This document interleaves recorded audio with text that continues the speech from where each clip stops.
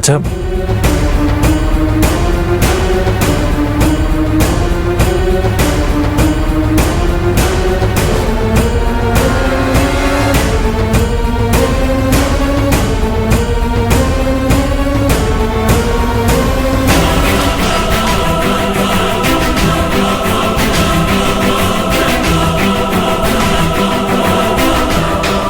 Madam റൂമിലേക്ക് പോവാം.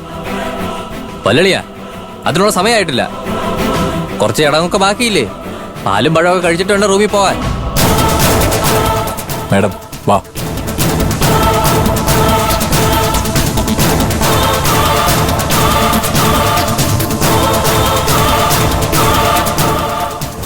ബാല, ശ്രേയ.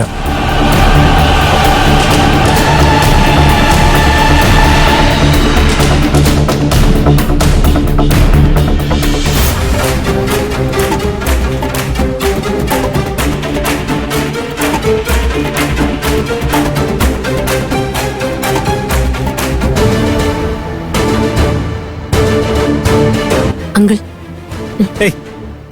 എന്തായി കാണിക്കുന്നേ? എണീക്ക്, എണീക്കാൻ പറഞ്ഞല്ലേ?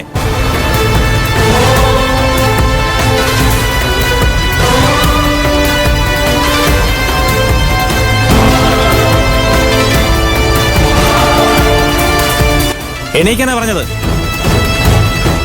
ആ കൈകൾ കൊണ്ട് എന്റെ കാലിൽ തൊട്ട് നിന്റെ പാപം മുഴുവൻ എന്റെ തലയിലാക്കണ്ട. നിങ്ങളൊരു മനുഷ്യനാണോ? എത്രയൊക്കെ ഇഷ്ടക്കേടുണ്ടെങ്കിലും നിങ്ങളുടെ മൂത്ത മകൻ കല്യാണം കഴിച്ച് ഈ തറവാട്ടിലേക്ക് കയറി വന്ന പെണ്ണാ ഇവള്. ആദ്യമായി ഇവന്റെ കൈയും പിടിച്ച് അച്ഛന്റെ അനുഗ്രഹം വാങ്ങാൻ നോക്കിയപ്പോ വായി തോന്നുമൊക്കെ വിളിച്ചു പറഞ്ഞ് എന്റെ പൊന്നിന്റെ മനസ്സ് വിഷമിപ്പിച്ചില്ലേ?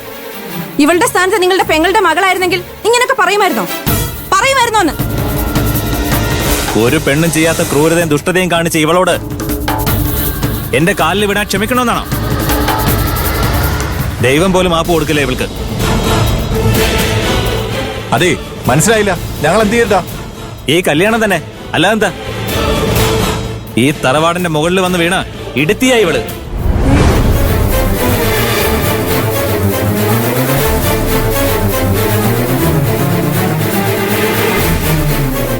ബാലമ്മ, എന്തിനാ വഴക്കൊക്കെ? അനുഗ്രഹം കൊടുത്തോടെ. ചരു, നീ മിണ്ടായിരിക്കെ.